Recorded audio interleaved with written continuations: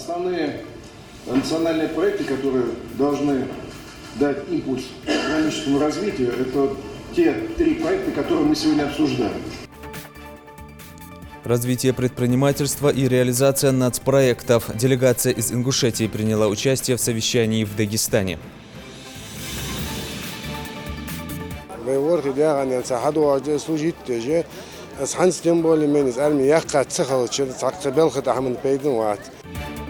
Долг Родине превыше всего. 15 ингушских призывников отправились в армию, Нацгвардия и космические силы. Моя кровь кому-то поможет, спасет чью-то жизнь. Сдай кровь и спаси жизнь. Сегодня Всемирный день донора.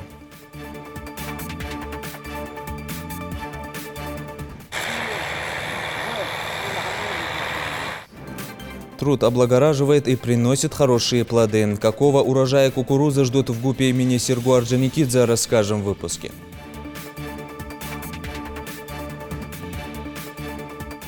Как только лагерь начался, я уже тут.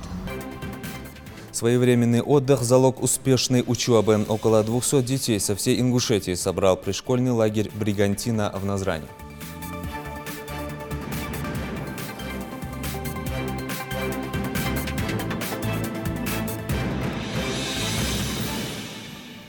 На канале Ингушетия новости 24. Здравствуйте. Делегация из Ингушетии во главе с руководителем республики приняла участие в совещании по вопросам развития малого и среднего предпринимательства в рамках реализации указа президента России о национальных целях и стратегических задачах развития России на период до 2024 года. Совещание состоялось в Махачкале под председательством вице-премьера правительства России, министра финансов Антона Силуанова. На совещании обсудили меры поддержки государства в рамках реализации нацпроектов, а также проблемы предпринимателей, которые планируют принять участие в реализации национальных проектов. Ингушетия участвует в реализации 48 проектов из 67 федеральных, предусмотренных в 12 национальных проектах.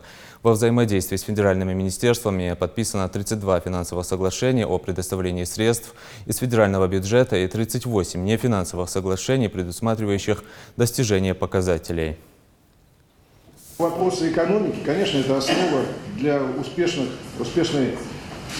решения тех задач, которые поставлены президентом на предстоящий 5-летний период. Хочу сказать, что основные национальные проекты, которые должны дать импульс экономическому развитию, это те 3 проекта, которые мы сегодня обсуждаем. Развитие малого и среднего предпринимательства, повышение производительности труда, увеличение экспорта несырьевой продукции. И именно по этим направлениям мы сегодня и внимательно поговорим, обсудим те вопросы, которые беспокоят предпринимателей, что необходимо сделать на федеральном уровне, какие решения принять на уровне регионов, муниципалитетов. Собственно, вот это наша задача. Хочу сказать, что мы ожидаем от региона Северо-Кавказского округа значительных изменений в уровне развития экономики, в повышение уровня доходов населения, доходов граждан, поскольку здесь есть все возможности для того, чтобы показать хорошие темпы увеличения роста экономики, а соответственно, значит, и роста доходов наших граждан. Тысячи сирийских семей, пострадавших от войны, получили продовольственные наборы, продукты первой необходимости. Ингушетия продолжает гуманитарную миссию в Сирийской Арабской Республике. 12-я благотворительная акция по поручению главы Ингушетии Юнусбека Евкурова прошла в сирийской провинции Хама. Из Сирии репортаж нашего корреспондента.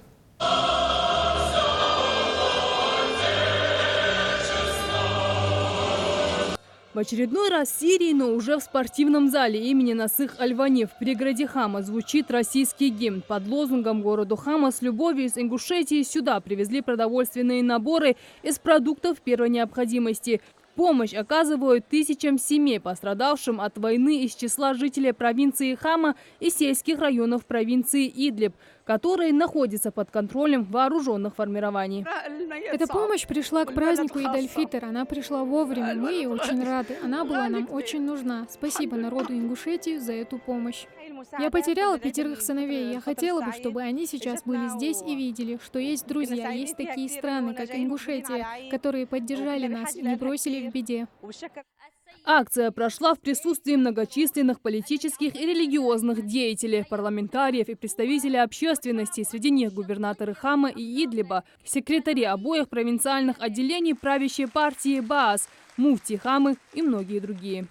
От имени жителей провинции Хама мы выражаем благодарность народу Российской Республики Ингушетия, главе Республики Ингушетия и команде «С любовью из Ингушетии», которая в лице доктора Луая Юсуфа прибыла в провинцию Хама для того, чтобы оказать уважение детям погибших военнослужащих сирийской арабской армии.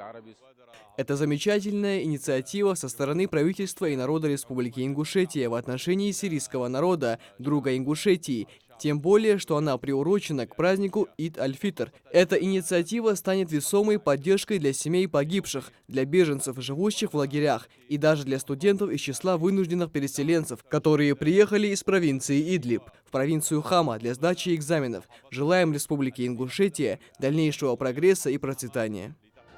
Ингушетию на мероприятии представлял помощник главы республики доктор Луай Юсуф. Сердечно приветствую вас и заверяю, что мы с вами и будем с вами до тех пор, пока на землю нашей дорогой Сирии не вернутся мир и процветание. В свою очередь, губернаторы Хамы и Идлиба поблагодарили республику, ее главу и весь народ за эту инициативу, которой предшествовали другие благотворительные акции в различных районах Сирии. Муфти Хамы также выразил благодарность республике за регулярно проводимые ей благотворительные акции в Сирии, отметив, что они укрепляют узы дружбы между двумя народами и странами. Сегодня мы собрались с вами в этом благословенном зале для того, чтобы оказать уважение семьям мучеников за веру, а мученики за веру – это самые почитаемые в мире люди, благороднейшие представители рода человеческого. После официальной части присутствующие смогли познакомиться с нашей республикой чуть ближе. С этой целью им показали документальный фильм про Ингушетию. После этого для жителей и гостей Хама организовали культурно-развлекательную программу с национальными танцами и песнями. Эта акция, как и предыдущие, проведенные Ингушетией в различных районах Сирии, стала посланием братской любви и мира нашего народа сирийскому. Жадат Хулухоева, Новости 24. Единовременные выплаты при рождении детей в Ингушетии вырастут с 2020 года. Правительством республики внесены изменения в постановление о дополнительных мерах социальной поддержки многодетных семей. По информации Минтруда Ингушетии, с 1 января 2020 года единовременные денежные пособия семьям при рождении 5-го ребенка составит 5000 рублей, а на каждого последующего ребенка сумма увеличивается на 2000. При рождении одновременно 2 детей семьям выплатят 30 тысяч рублей. Одновременно 3 и более детей – 100 тысяч. Постановление вступает в силу с 1 января 2020 года. Постоянные перебои электроэнергии для жителей улицы Подгорная в Троицком теперь остались в прошлом. И все отчасти благодаря Хасулу Аздоеву. 90-летний местный житель обратился к главе Ингушетии с просьбой улучшить качество энергоснабжения.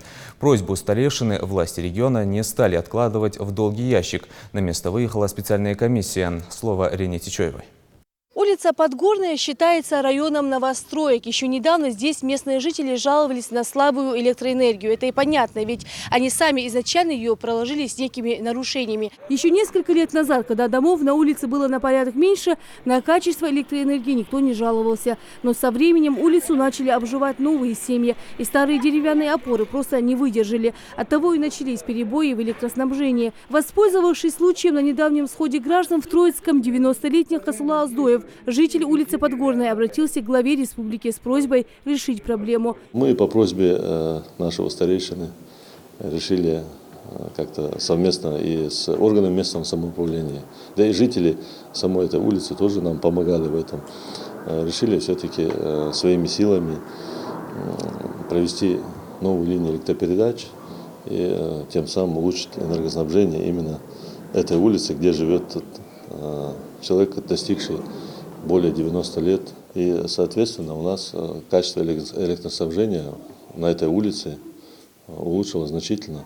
То есть в соответствии с нормами 220 вольт поступает в дома тех жителей, которые живут на этой улице. К сожалению, мы не смогли охватить весь район новостроек, но поскольку наш долгожитель и наш старейшина проживает на этой улице, мы решили особое внимание этой улице уделить. Строительство линии началось совсем недавно. Специалисты установили железобетонные опоры и провели монтаж провода общей протяженностью более 500 метров. Это позволит решить проблемы с перепадами напряжения и повысит надежность электроснабжения. Мы заменили опоры высокие, провели СИПом, провели линию в 450 метров.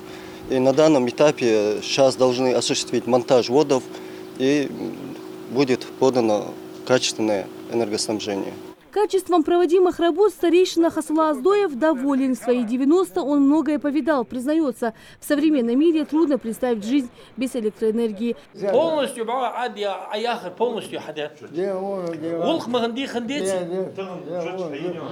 Завершить реконструкцию участка полностью станет возможным после открытия лицевых счетов абонентов. До сих пор электроэнергию здесь потребляли без отсутствия договоров с гарантирующим поставщиком. Жители обязались выполнить все условия уже в ближайшее время. Ну а старейшине подарили счетчик, который сотрудники Россети установят уже сегодня.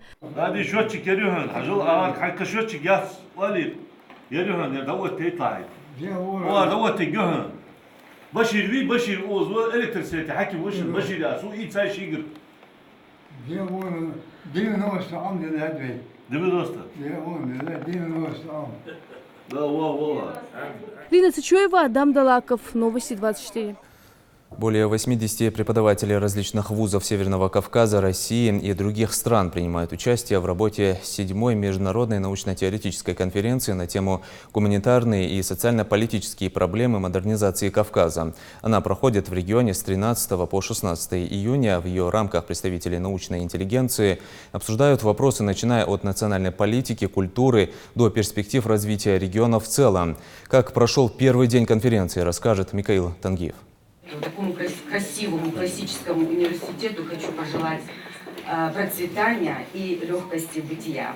Уже 7-ю по счету международную научно-теоретическую конференцию приурочили к 25-летию Ингушского государственного университета. Открывая научную площадку, ректор ИНГУ Арсамак Мартазанов поприветствовал всех собравшихся. Рад приветствовать вас на нашей научно-практической конференции. И хотел бы поблагодарить от коллектива университета, от всех нас за добрые слова, которые прозвучали в адрес Ингушского государственного университета. Я уверен, что наш университет всегда будет содействовать и поддерживать соответствующие мероприятия, и я надеюсь, точно так же и качественные мероприятия будут определять, и качество будет определять в дальнейшем состоянии данной конференции.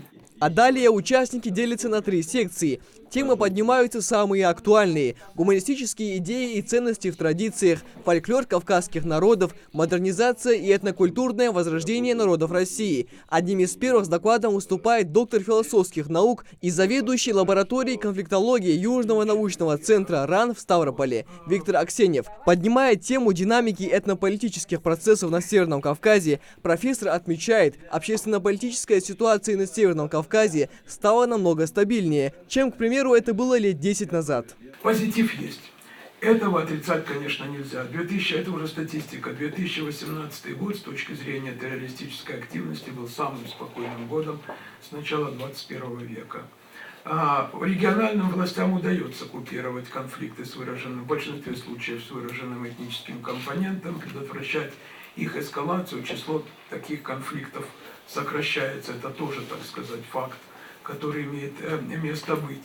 Говорят участники и о традиционной культуре, языках и ценностях кавказских народов в условиях глобализации. Отмечают, что традиционные культуры содержат в себе огромный духовно-нравственный потенциал, ценности гуманизма и толерантности. Поэтому так важно использовать их как инструмент в противодействии неравноправию и идеологии национальной исключительности. Несмотря на тысячи километров, разделяющие Казахстан и Ингушетию, Мендеганым Шаймерденова из Казахской национальной академии искусств уже 7-й год подряд приезжает на конференцию.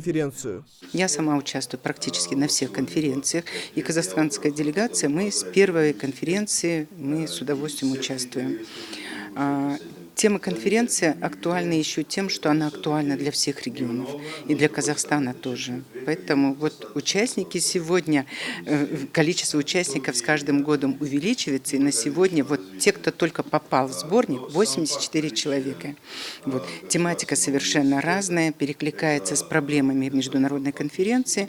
И регион, охват очень большой. Участники надеются, что их научные труды с обозначенными проблемами и предложениями их решения станут толчком для дальнейшего развития регионов Кавказа. Но главным образом такие встречи, по мнению научных деятелей, способствуют укреплению традиционных дружеских связей между народами и коллегами из вузов республик Северного Кавказа и России. Но дело не только в удовольствии, что мы вот прошли, пообщались с хорошими людьми, но и огромная польза. Мы насыщаемся идеями, обмениваемся взглядами по тем проблемам, которые возникают и существуют, и которые могут возникнуть. Конференция проходит 2 дня. Впереди у участников долгие дискуссии о новых научных проектах и большая познавательная экскурсия по Джейравскому району. Михаил Тангиев, Султан Булгучев, Новости 24. 15 ингушских призывников отправились отдавать долг родине. В Ингушетии продолжается весенняя призывная кампания. Отправка новобранцев по традиции состоялась в военном комиссариате в Выкажево. Призывники будут служить в космических войсках и Национальной гвардии. Провожали будущих солдат родные, друзья и наша съемочная группа. Сим-карта, медикаменты и все самое необходимое. Рюкзаки новобранцев, как и они сами, укомплектованы на все 100. Ребята готовятся в далекий и долгий путь. Кто в Подмосковье, кто в Армавир. Большинство среди призывников добровольцы. Те, кто понимает, долг превыше всего и с гордостью готов его выполнить. Заур Камурзоев мечтал служить с детства. Намерен остаться по контракту и пополнить ряды Росгвардии.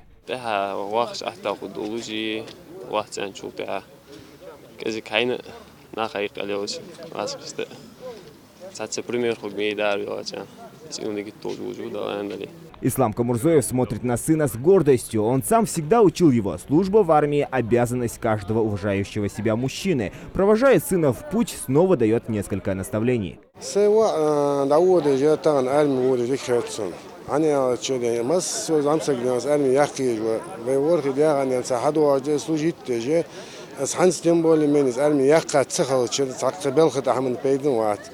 از مستن کیش نکفرده داربس خونشی ونیا آشه دگ من لحظم قاچی لو مرس اینا تو بیش ونیا آن خادیس شاید ابو خوشخان از حیج باغرگی یز ناق باشه اوس حمل دینجا ادم دیانه آغاز ناق باغ بخکرگی اشت شاش آخر دیجان زینی ظلم ورو بیشتن وا حکم آخر دیجان موج مرس اینا خیت بیش خیرش. Провожают ребят родители и близкие родственники. Матерям такая разлука дается тяжело. Сыновей провожают, не сдерживая слезы.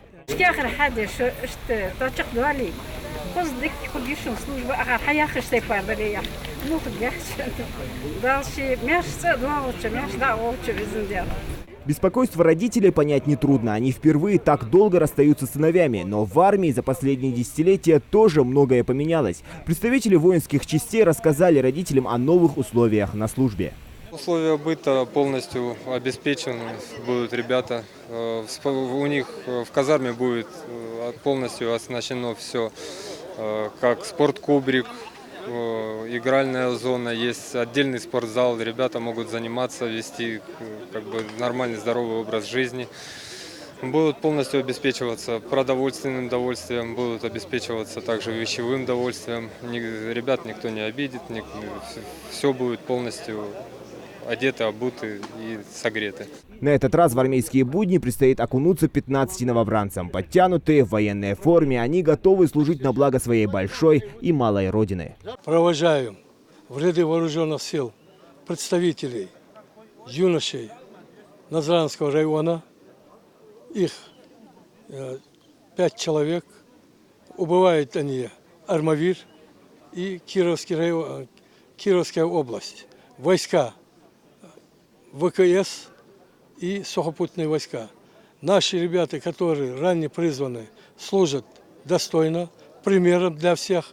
Командование войсковой части направляет главе администрации Назранского района и родителям благодарственные письма о том, что их дети, их сыновья служат примером, достойно верны данному присяге. Для новобранцев с водительскими удостоверениями с категорией С есть свои привилегии. У военнослужащих оклад с таким пакетом намного выше. В связи с нехваткой водителей грузовых перевозчиков в Республиканской военкоме открыли специальные обучающие курсы. Здесь же молодые люди могут получить права на вождение грузовых автомобилей до призыва на службу. Мы, военный комиссариат, через Министерство обороны оплачивает ДОСААФу деньги на обучение курсантов, которые проходят 3,5 месяца обучения.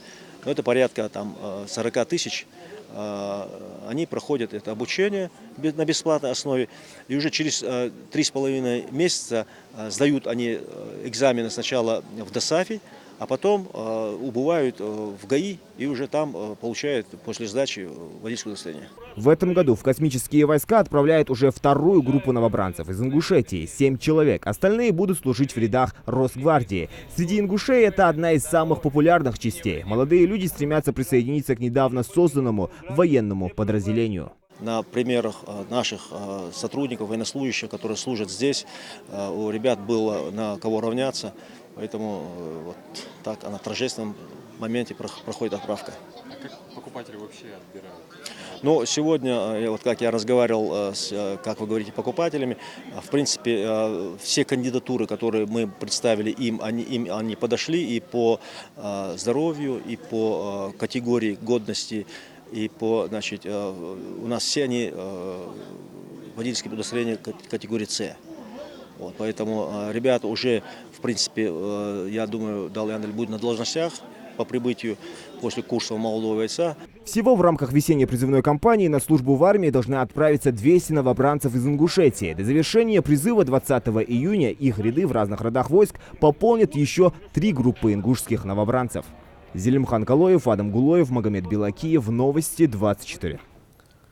«Сдай кровь и спаси жизнь». Сегодня Всемирный день донора. Богатой историей эта дата похвастаться не может, но польза и значение донорства неизмеримы. Число тех, кто, сдав свою кровь ради спасения жизни других, стремительно растет. По статистике, только за последние 10 лет в России доноров стало на 12% больше. В регионе к этому дню приурочили донорскую акцию. Она прошла на станции переливания крови в Назране. Рина Тичоева расскажет. Моя кровь кому-то поможет, спасет чью-то жизнь. Чиновники и студенты встают сегодня в очередь, чтобы стать донорами. Назир Халухаев приехал из Сужи, чтобы в очередной раз поделиться каплей жизни. Здесь он всегда желанный гость, ведь является носителем редкой группы, первой отрицательной. Поделиться кровью, чтобы тем самым спасти чью-то жизнь. Самое меньшее, что может сделать каждый, считает Назир.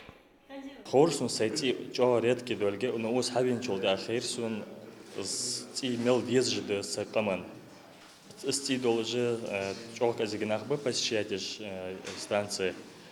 Ах, лоржи ханс хар шибут на болчан телему хати хавихсут издати. Халди общество. Так халдолж хамда вал просто духнах цибагдеш кэрш хол из мухаммад девен нет ну так халдолжи так лазер долж хамдат издати ачолта хайн паргат валар махам хол хар шимбятат из обновляться до хайдира дикахалар махамдат. Ежегодно в День донора республиканская станция переливания крови проводит такую акцию. В регионе много почетных доноров, которые делятся своей кровью каждые 2 месяца. Люди потихоньку подходят, мы принимаем до 12, ну где-то даже до часу. Стать донором может каждый, но для этого недостаточно хорошего самочувствия. Во-первых, важно, чтобы потенциальному донору уже исполнилось 18 лет. Но самое главное – отсутствие инфекционных, вирусных и хронических заболеваний. За раз дают не более 450 миллилитров.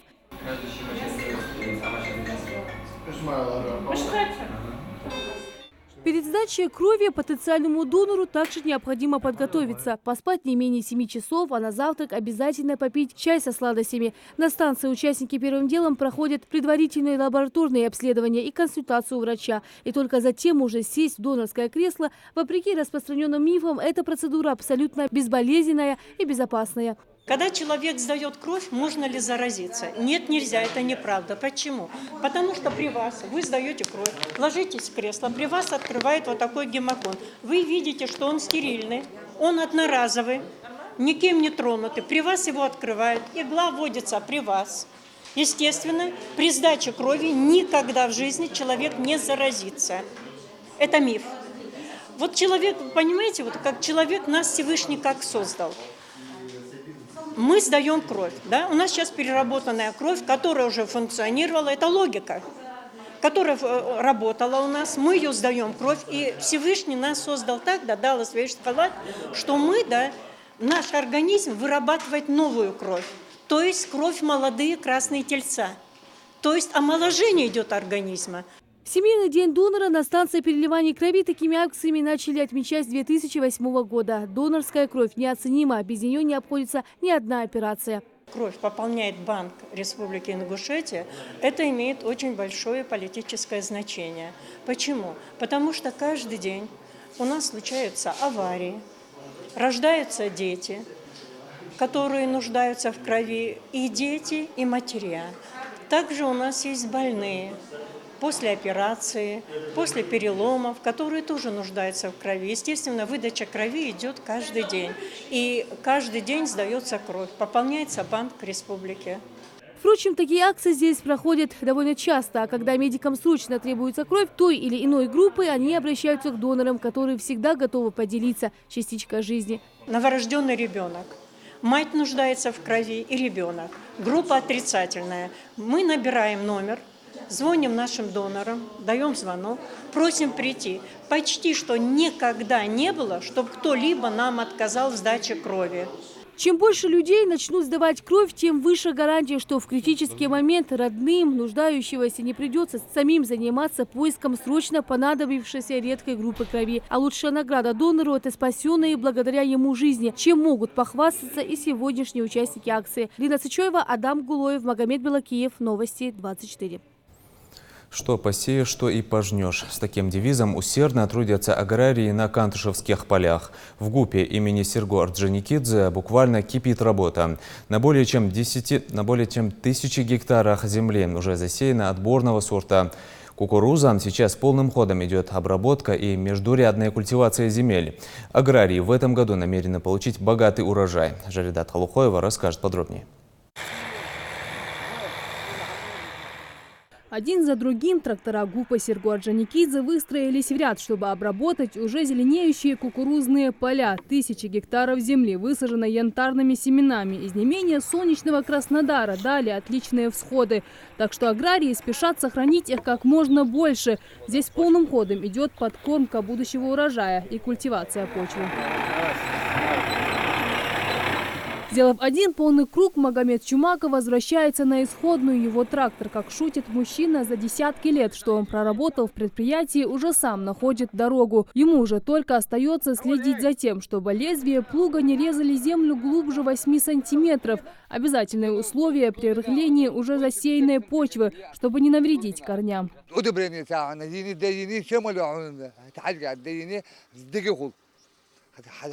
حد زيادتها بولع أنا شقة إذا تريد كتارية شقة كده عايز أنا شقة دي كا لا الله دعوة ولا تلاقيتها أنا غيبي كنت جا تاخذ يا نبرق دير وتخا ديك نخيدة حتى شيوخي تاخذ يا ديريكتور وتخا بس يعني بولت حمية هي هو تاني قاجم بوجود درجة ده سلات درجة ده. Вместе с Магомедом на участке трудятся еще 4 механизатора-специалиста, которые засеяли не 1 гектар земли. И те, кто к этому ремеслу пришел не так давно. Каждый отвечает за определенный участок и хорошо знает свое дело. Своей работой они также довольны, а результат их трудов виден на полях невооруженным взглядом. Во-первых, это рыхление почвы. Во-вторых, после вот этой обработки химаппаратами входят сорняки. Вот эти сорняки убираем, немного окучиваем кукурузу, чтобы не было вот этих сорняков, и чтобы засуха сильно не влияла. Это вот обрабатываем сейчас вот стрелками. А рыхление, культивацию мы уже сделали, первую обработку сделали, сейчас идет вторая с ходом. Сейчас вот это рыхление закончим, потом мы внесем удобрение в жидком виде. Будем разбавлять бочками, мы заказали аппараты, эти самые препараты должны вот поступить. И будем обрабатывать поля. Всего во владении ГУПа 1400 гектаров земли, 400 из них засеяны пшеницей сорта юка, приобретенной из Ставрополя. Несмотря на поздний посев, они уже проросли и накрыли поля зеленым покрывалом. Аграрии рассчитывают в этом году получить хороший урожай. Это пшеница сорта юка. Мы завезли его со Ставрополя. Элитные семена. Просто вот мы в прошлом году была засуха, осень была, и всходы были такие вот неблагоприятные. Но несмотря на это, мы внесли удобрение селитру, жидкое удобрение. Так вот просто в этом году вот ради нас, или не знаю, ради Аллаха уродилась хорошо, пшеница хорошая у нас получилась. Как известно, на руку земледельца опирается весь мир, а значит их успехи. Это общие успехи всей Ингушетии. Ведь урожай, выращенный на этих полях, рано или поздно попадет на наш стол. Жарадат Хулухоева, Адам Далаков, Новости 24.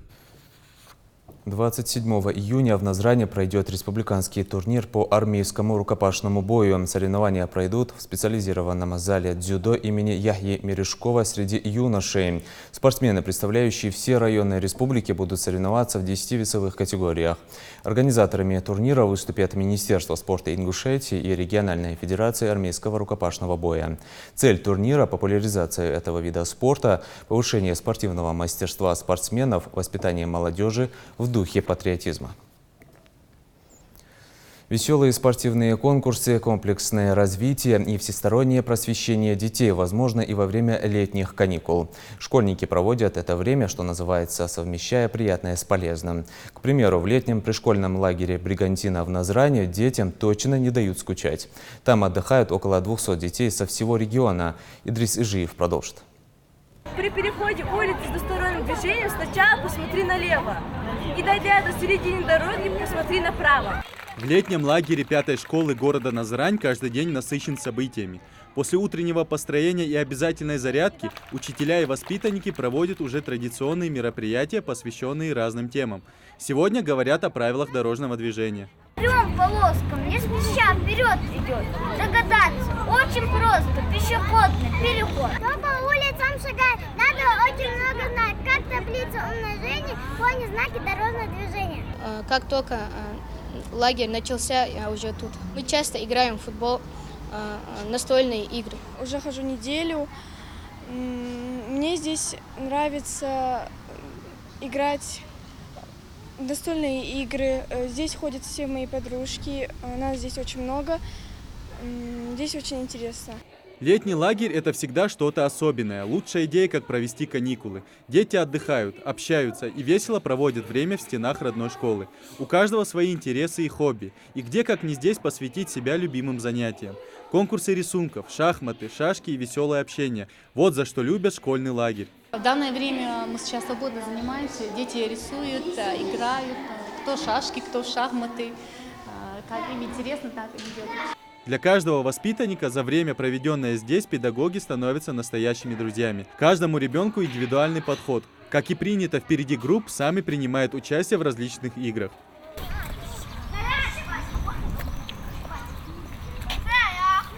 Лагерь открылся с первым днем лета. Здесь будут отдыхать до 21 июня. А пропускать такие веселые занятия никто и не думает. Многие еще во время учебного года запланировали свой отдых и не могли дождаться лета. А организаторы позаботились, чтобы отдых прошел на самом высоком уровне. Детям очень нравится. У нас, особенно наш район, очень большой. Тут разные фамилии, разные дети из разных республик приехали, здесь уже живут на это самое. Ну, у нас, вы знаете, каждый год готовимся перед лагерем уже за 3 месяца. У нас направление спортивно-оздоровительное, поэтому подготовлен план работы полностью, программа пришкольного лагеря, направление спортивное. Организуем разные мероприятия, посвященные спорту, спартакиады, там, игры, соревнования. Ну а после развлечений ребят ждет вкусный и сытный обед. Для детей все самое лучшее. В меню повара стараются включать самые полезные продукты.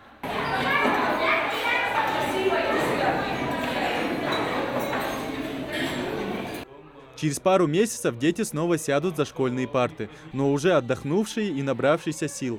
Знакомым и друзьям будет о чем рассказать. Эти 20 дней в пришкольном лагере зарядят эмоциями на весь учебный год. Идрис Ижиев, Магомед Даскиев, Новости 24. Ну а сейчас анонс. В эту субботу в 21:40 о самых заметных событиях из жизни Северного Кавказа вам расскажет Зелимхан Калоев в еженедельной информационной программе «Новости СКФО». Необъятная страна, могучая держава и молодая республика. Два праздника в один день. Сердце слышит дыхание любимой земли. В Ингушетии с особым колоритом отметили День России и День Ингушетии. Ноу-хау дагестанских ученых. Эта древесина воспламенилась. Вот, в принципе, то, что и происходит у нас в современном народном хозяйстве, когда загораются крыши, загораются дома и так далее. Короткое замыкание, проводка начинает нагревать древесину, и вот готовый пожар. Вещество, которое не дает дереву гореть. Как это работает и стоит ли впредь бояться пожаров? Рыба гниет с головы. Толстолобик, карп, белый амур. Этим крупным рыбинам место на прилавке. Однако погибшую рыбу отправят в утиль, чтобы не допустить загрязнения лимана. В Новомарьевском лимане погибла рыба. Мертвые души. Берег усыпан самыми разными видами морских обитателей. Сочные темно-красные ягоды. Черешневый сад в Малгобекском районе раскинулся на территории 42 гектаров земли. В прошлом году здесь посадили 35 600 саженцев, а в качестве сорта была выбрана черешня крупноплодная. Молодой сад Алмавит Фрут из Ингушетии скоро планирует собирать тонны урожая черешни.